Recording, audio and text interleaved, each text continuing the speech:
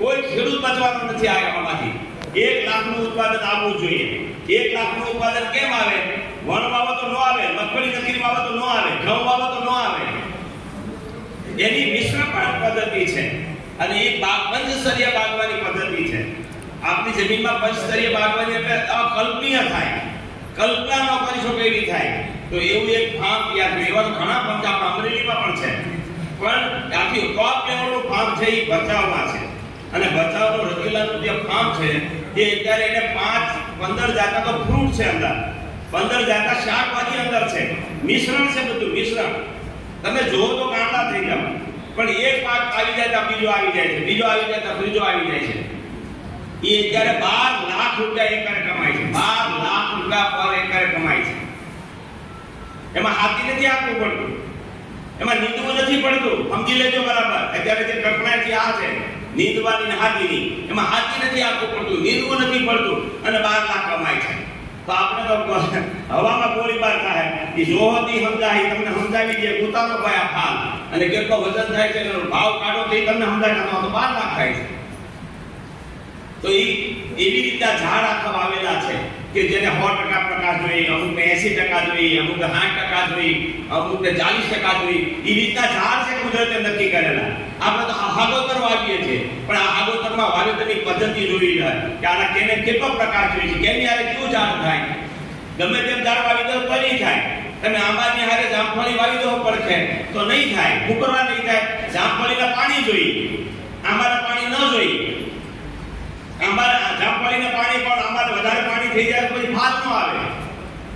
આ બધા જ પ્રસંગો જોઈને આ ખેતી કરી છે. કેની હારે કેવી રીતે વાવવું એ બધું જ છે. પછી 80% પ્રકાશ, 60% પ્રકાશ, 40% પ્રકાશ, 20% પ્રકાશ. તો એ ક્યાં થાય? તો કે 40% અને 60%, 20% પ્રકાશ વાળા અમારા થળીએ થાય. આપણે ખબર જ નથી. તો એવી રીતનો આખો પાક બગીચો વાવેલો છે જેની અંદર બધી જાતના શાકભાજી થાય છે, બધી જાતના ફ્રૂટ થાય છે. એ આખા ગુજરાતમાં નહીં, આખા ભારતમાં થઈ શકે. આપણું અમદાવાદ, આપણું ગુજરાત તો એમ કહેવાય છે હેડીપા વન હતું. હેડીપા વન એટલે જંગલ હતું. તો જો ન્યા થાય તો આપણી ન્યાય થાય. તો આવી ખેતીનું સંશોધન કરીને જો આપણે નહીં આગળ વધીએ, એમાં બહેનો સહકાર આમાં નહીં આવે તો આ ખેતી નહીં આવે. બહેનોએ ખાસ નોંધ લેવી જોઈએ કે અમારા બાળકને બચાવવા છે, અમારા છોકરાઓને બચાવવા છે, નકર બચશે નહીં. તમે બેઠા છો છોકરાઓ યાદ આવે. એટલી ભયંકર શાકભાજીની ખરાબી આવી રહી છે અત્યારે. છોકરાને એટેક, છોકરાને કેન્સર, છોકરાને ડાયાબિટીસ આવી ગયા છે. તમે પ્રૂફ થઈ ગયા છો થોડા, એટલે તમને મોડું લાગશે, એને તો તરત લાગી જશે. તમે બેઠા છો વારો આવી જશે. તો બચાવવા નથી આપણા બાળકોને, આપણા છોકરાને બચાવવા નથી. તો આ ખેતી કરવી પડે. તમારા ઘર પૂરતી આ ખેતી કરવી પડે. તો પ્રાકૃતિક ખેતીને આપણે લાવીએ. જો નહીં લાવે ને તો આપણે બચવાના. આ પ્રાકૃતિક ખેતી સામાન્ય નથી. તમે સમજી શકો એટલી તાકાત વાળી ખેતી છે. તો મારું કહેવાનું છે કે અત્યારે જે ઝેરના પ્રમાણો વધ્યા છે ને એની કલ્પના નહીં. પણ તમે ખેતીમાંથી ઘણાને એમ થાય કેવી રીતે આ બધું વેચવું, ક્યાં આટલું બધું ક્યાં વેચાઈ જાય? તો એનું પણ સરકારે વ્યવસ્થા કરી છે. આપણા રાજપાલે નાખી સરકારે હાથમાં અત્યારે જબરજસ્ત. આપણે ઈટીઓની જે વાત કરી સામાન્ય નથી. તમારો ટોટલી માલ પ્રોસેસ થઈને દુનિયા સુધી પહોંચે એવી વ્યવસ્થા પણ કરી છે. હવે ગમે તેટલો માલ પકડતો વયો જાય, અહીં કોઈ પડેલો એવો માલ નથી. આપણા ભારતમાં આપણે એવું હતું કે આપણે તો તેજાના માલ જાતા હતા, તેજાના, અને આપણે ખેતીનો માલ આપણે ખાતા. સમજાય છે? પણ એ તેજા સમજાય જ નહીં તમને.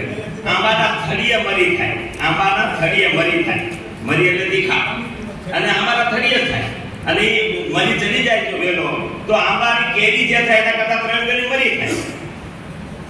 આંબાની નીચે હળદર થાય, આંબાની નીચે હળદર થાય. સમજાય નહીં? આંબાની જે હળદર થાય, જો એ હળદર થઈ ગઈ તો કેરી કરતા 3 ગણી હળદર થાય. નકર આંબાનો પાક લેવો તો નહીં બચો. એની આજે તો 15 પાક થાય છે. તો આ રીતે કેવી ખેતી. હમણાં હું એક પ્રાકૃતિકનો મેળો હતો બનાસકાંઠા આપણી યુનિવર્સિટીમાં, ત્યારે આખું ગુજરાત આવ્યું હતું. એની અંદર એક ખેડૂત એવો આવ્યો, રાજકોટનો ખેડૂત. અને એ રાજકોટનો ખેડૂત હતો. એ મને શું કે ડૉક્ટર મેં 20 વીઘાના જામફળ વાવ્યા. જોજો અત્યારે જે કઠણાઈ છે આપણે અહીંયા છે અને આપણે એને સમજી શક્યા નથી. 20 વીઘાના જામફળનો ભાવ જામફળનો બેસી ગયો. હવે શું કરવાનું? પૂરી મહેનત, પૂરા પૈસા નાખી દીધા, જામફળનો ભાવ બેસી ગયો. પણ અરે ભણેલો છોકરો હતો, તેણે મોબાઈલમાં સર્ચ કર્યું, જામફળના તો ભાવ બેસી ગયા, દુનિયામાં ક્યાંય માર્કેટ છે?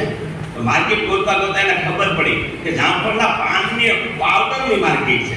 જો સમજી લેજો, જામફળની વાત નથી કરતો, એ માર્કેટ એને ગોતી લીધી અને જામફળના પાવડર બનાવી નાખ્યો. કારણ કે 5 વર્ષથી પ્રાકૃતિક ખેતી કરતો, એની પાસે સર્ટિફિકેટ હતા. વિશ્વમાં સર્ચ કરી મૂક્યો પાવડર, તો 2200 રૂપિયા કિલો ગયો. 2200 રૂપિયા કિલો પાવડર જામફળના પાનનો ગયો. જામફળ તો પોતાને ખાવાના છે, સમજાય છે તો સમજો બરાબર. આપણે આ રીતે તે જાના કરતા હતા, આપણે ખબર જ નથી ઊંઘની શેરી થાય. હમણાં એક જગ્યાએ એવું બન્યું, અંબાજીની બાજુમાં પોપૈયા વાવ્યા હતા 15 વીઘાના. પોપૈયાનો ભાવ બેસી ગયો, પછી શું કરવાનું? જો આંબળી લેજો, આ બરાબર સમજવા જેવી વાત છે. તો એને એક અમારો કાર્યકર્તા મળી ગયો અંબાજી વાળો, એ કે તારા પોપૈયા લેતો હોય, તને હું પાવડર બનાવી. તો એને પોપૈયાનો પાવડર બનાવ્યો, એના બી અલગ કાઢી બીનો પાવડર બનાવ્યો. એ કે હજી પાવડર તો પાનનો જ માગે છે કે આ થાય છે ને, એટલે પાન લેતો હોય, પાનનો પાવડર બનાવ્યો. પછી એમ કરી કે થળીઓ મૂળિયા લેતો હોય, એનો પાવડર બનાવ્યો. આખા પોપૈયાના પાવડર બનાવ્યા, 5 વિભાગમાં બનાવ્યા. સરસમાં મૂક્યો તો 1200 રૂપિયા કિલો બધો ગયો. સમજાય છે? પોપૈયાના ભાવ બનીને રહી ગયા, માલનો ભાવ નથી બેસતો. તમને જે વિચાર આવે છે શું થાય, આટલું બધું પાકે શું થશે, તો તમારા પાંદડા પણ વેચાઈ જાય એવી આખી દુનિયાની માંગ છે. જો તમે સામૂહિક નહીં કરો, બહેનો સહકાર નહીં આપો, તો આવી ખેતી નહીં આવે તમારી બધી. તો આ ખેતીને આપણે લાવવી છે. 1 લાખથી હેઠી ખેતી ખોટી ખેતી છે. એટલે દરેકના ગામમાં બહેનો ધારજો તો પંચસ્તરીય બાગવાની થઈ જશે. પંચસ્તરીય બાગવાની જેવી થઈ એટલે લાખથી હેઠું ઉત્પાદન નથી. આપણા અમરેલી જિલ્લામાં 2 લાખ 3 લાખ સુધી પહોંચી ગયેલા છે. આપણું હુડાવળ ગામ છે, એ આ વર્ષે જ વાવ્યું છે, તો લાખની આસપાસ પહોંચી જાય. ખાલી શાકભાજી 20,000 પહોંચી. તો આપણે સમજીએ કે આવું ખેતી થાય. હા, આવી ખેતી થાય. 2 જ વર્ષમાં આપણું છેલુપાર ગામ છે અમરેલીની બાજુમાં, 2 જ વર્ષમાં પંચસ્તરીય બાગમાં તમે જો તો ગાંઠા થઈ જાવ. હાવ આ ઊભું છે, પણ એકેય પાક નબળો નથી. આમાં હાલવાની કલ્પના છે એવું જાણવું છે, અને એકેય પાક નબળો નથી. તો આવી ખેતી જેની અંદર પાણી ન રહે, અત્યારે પાણીનો જે પ્રશ્ન છે ને, એ તો જમીનને બગાડી શકે છે. 3 ઇંચ પાણી જમીનમાંથી ઉડી જાય છે દરિયામાં. ત્યારે પ્રાકૃતિક ખેતી જે કરતા છે એના ખેતરમાં 12 ઇંચ વરસાદ પડે ને 1 ટીપું પાણી બહાર નથી નીકળતું, બધું જમીનમાં ઉતરી જાય છે. તો પ્રાકૃતિક ખેતીમાં પાછું પાણી પણ આવી જાય. અને આ પ્રાકૃતિક ખેતી માટે પંચસ્તરીય બાગવાનીમાં 10% પાણી જોઈએ, 10% પાણી જોઈએ. અત્યારે તો તમે વાપરી નાખો. કાલ મને એક વણવાળો મળ્યો, મને વણ ઉતારી લીધું અને વણમાં પાણી મૂક્યું. મેં કાંખ ઉપર મૂક્યું, ઠીક છે, ફોસું થઈ જાય. સમજાય છે? ક્યાં પાણી વાપરવું એ ખબર નથી આપણને. જમીને પોચું કરવામાં પાણી વાપરી નાખે. તો જમીનમાં પાણી પોચું કરવાના પાણી નથી વાપરવાનું, તમારે ગાયનું ખાતર વાપરવાનું છે. ગાય એવી વસ્તુ છે, કલ્પના ન કરી શકો એવી ગાય છે. એક રોગ મટાડનારી ગાય છે. જમીનના મટાડે, માનવના મટાડે છે. બેનોએ આ 2-3 ખર્ચા કરવા જોઈએ. જેને એસિડિટી થતી હોય, ખાધા પછી પેટ દુખતું હોય, માથું ચડી જાય, નીંદર ન આવતી હોય, હાંધા દુખે, ધાબા ફરવા પડે. અત્યારે કદાચ હું બધી બહેનો ઊભી છું તો અડધી નહીં થઈ શકે. આ બધા કારણો છે એસિડના. તમને એસિડિટી થાય છે, એસિડ વધે છે. તો ફક્ત એક જ કામ કરવાનું છે. સવારે ચા પીતા હોય, દૂધ પીતા હોય, 1 ચમચી ગાયનું દેશી ઘી નાખી દો, પીવો ને 15 દી. એસિડિટી ગાયબ, માથાનો દુખાવો ગાયબ, ખાંદાના દુખાવો ગાયબ, જોવા થઈ જાય છોકરા. પણ પીતા નથી. કોને ખબર હું પીવે થઈ ગઈ. હમણાં તું ભાવનગરમાં ફૂડ પીવાય તો ખબર પડી ગઈ, બોસ બીજા મારે ખાવા. સમજાય છે વાત? વેપાર આવ્યો હોય ત્યારે સૂરજમું જ હોય.